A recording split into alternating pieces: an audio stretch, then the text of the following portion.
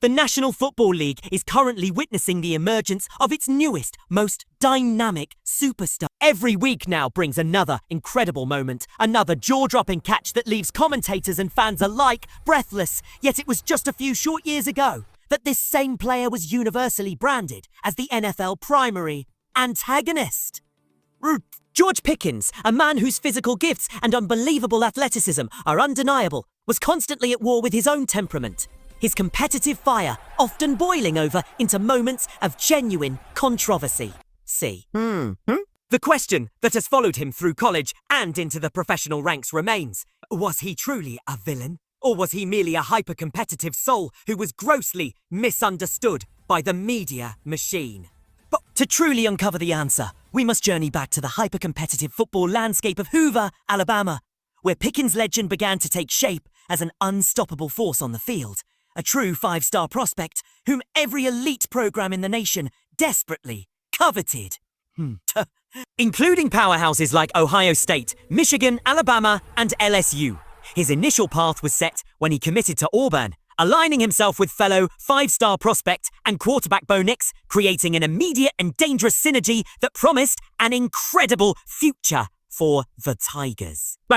However, on National Signing Day, Pickens delivered one of college football's most shocking twists, abruptly flipping his commitment from Auburn to rival Georgia. For Pickens, this was an excruciating personal choice, having spent his entire senior year building chemistry with Nix. But the decision ultimately came down to the cold, hard logic of competition. He was convinced that Georgia offered the clearest path to a national championship. The reaction from the Auburn faithful was immediate and deafening, a wave of bitterness and perceived betrayal that saw Pickens cast into the role of a backstabber.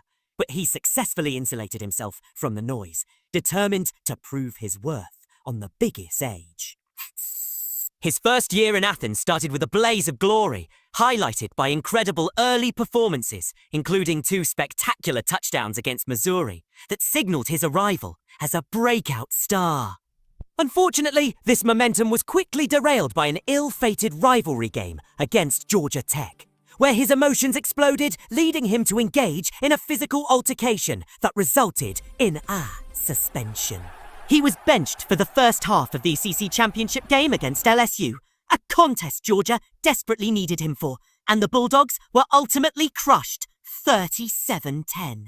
Pickens felt the weight of letting his teammates down, and it spurred him toward a monumental effort in the Sugar Bowl, where he earned Bowl MVP honors after lighting up the scoreboard with 175 yards and a touchdown. Concluding his freshman campaign as the team leader in all 3 major receiving categories and earning recognition as the country's best true freshman. His upward trajectory continued into his sophomore year, marked by back-to-back touchdown performances against Arkansas and Auburn. But the self-inflicted wounds continued to mount. In a consequential sec battle against Tennessee, Pickens committed another costly error by squirting water at an opposing player who had run out of bounds, resulting in a flag that drew incredulous ridicule from commentators. That season was a complicated and frustrating affair, shortened by the COVID-19 pandemic and interrupted by a mid-season injury that sidelined him for a stretch, though he once again managed to finish the year on a high note, putting together consecutive 100-yard games and solidifying his status as a premier college receiver. The expectations for his junior season were astronomical, with analysts predicting a massive season that would surely launch him into the first round of the NFL draft, but fate had other plans. In a heartbreaking, non-contact injury during spring practice, Pickens tore his Achilles CCL. For many, this would be a season-ending, career-altering blow. But Pickens attacked his rehabilitation with a singular focus, motivated purely by the desire to play alongside his teammates and win the national title. Miraculously, just 8 months after surgery, he returned to the field just in time for college football's biggest game, the national championship rematch against rival Alabama. It was here, on the sport's grandest stage, that he delivered one of his most iconic moments, hauling in a diving catch that helped set up a crucial touchdown and propelled the Bulldogs to victory. With the championship goal achieved, Pickens faced an immense personal decision. immense personal decision. Returning for another year carried the severe risk of another injury, a prospect he wanted to avoid. So he opted for the financially prudent path and declared for the NFL draft, despite having very little game film from his junior season, sir. This decision, combined with growing concerns about his maturity and effort on plays where he wasn't targeted, with one scout famously stating that on 85% of non-target snaps, the team might as well be playing 10 on 11, caused his draft stock to become wildly volatile. When the first night of the draft concluded with 6 receivers off the board and his name uncalled, Pickens was furious, retiring to his hotel room in a state of quiet, burning frustration. The next day brought more of the same, with 4 more receivers being selected before the Pittsburgh Steelers finally called his name at pick number 52.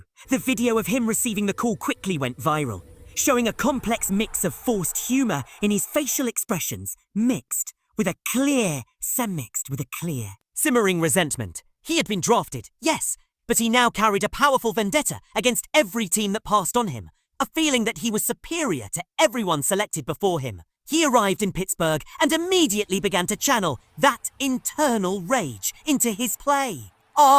In week 3, he delivered one of the most stunning, one-handed grabs in NFL history, a play that instantly silenced his critics.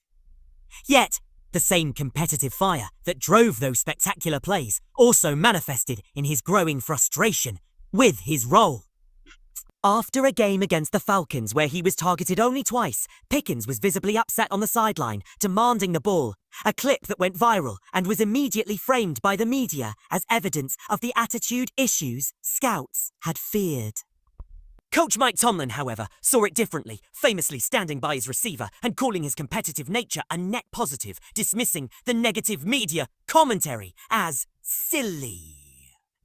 Pickens completed a solid rookie campaign, setting the stage for a sophomore leap, especially after fellow receiver Diontae Johnson went down with an injury, suddenly thrusting Pickens into the W-1 role. He seized the opportunity with massive back-to-back performances against the Ravens and others, proving he could handle the pressure of being the top option. But when Johnson returned, his targets inevitably plummeted, leading to 2 catches for -1 yard against the Titans, and, crucially, the now infamous "Free Me" post on his Instagram story, which was quickly deleted, but not before setting the media ablaze. The narrative of the diva receiver intensified when, in a game against the Colts, Pickens was caught on camera, stopping his blocking effort on a play, later stating he did it to avoid injury, a justification that only served to stoke the flames of controversy. True to his pattern, he immediately followed the drama with a legendary performance, highlighted by an 86-yard touchdown, an almost defiant act of talent. Even after an up-and-down season, the Steelers made the playoffs, where a devastating drop and a visible outburst on the sideline, in the face of fan heckling, led to him dropping an F-bomb on camera about the loss. His 3rd year in Pittsburgh was a turbulent ride that saw him racking up over $90,000 in fines, battling opponents on the field, including his dismissive "I don't even know who that is" comment about Greg Newsome, and engaging directly with frustrated fans in the final game of the season. His talent remained undeniable, but his behaviour often eclipsed his achievements, leading to serious questions about his long-term fit with the Steelers. Then, the team made an earth-shattering move. They traded for superstar receiver DK Metcalf, a massive commitment that paid Metcalf $150 million over 5 years. At that moment, the writing was clearly on the wall for Pickens. The Steelers were making contingency plans. Soon after, the news broke. George Pickens was being traded to the Dallas Cowboys for a collection of draft picks. While some teams around the league reportedly scoffed at the idea of bringing in the villain, the Cowboys saw an opportunity, believing the immaturity tag that followed him was an unfair narrative. Reports from the Steelers' locker room even confirmed that Pickens was an uncoachable player, but rather a well-liked, if demonstrative, teammate. The move to Dallas was more than just a fresh start. It was a total narrative reset. Joining CD Lamb, the Cowboys' existing star, Pickens was instantly embraced by his new teammate. Lamb, recognizing the greatness, declared he wanted to play with Pickens for years to come. The duo's hype machine went into overdrive, and it delivered immediate results, with Pickens finding the end zone in his first 2 weeks as a Cowboy. The honeymoon period hit a snag when Pickens had a critical drop that led to an interception, a moment he openly admitted felt like he let down the team that had shown faith in him. Tim?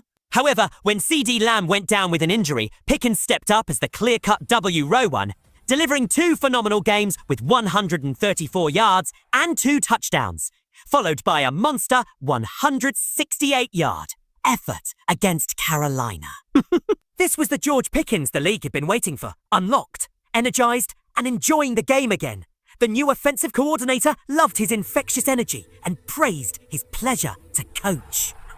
Reunited with Lamb, the two became not just teammates, but friends, joking on the sideline and pushing each other to new heights. The complex, mercurial villain of the NFL had finally found his home, transforming into the Dallas Cowboys' newest superhero. And for the first time in his career, he's doing it all with a genuine, unstoppable smile.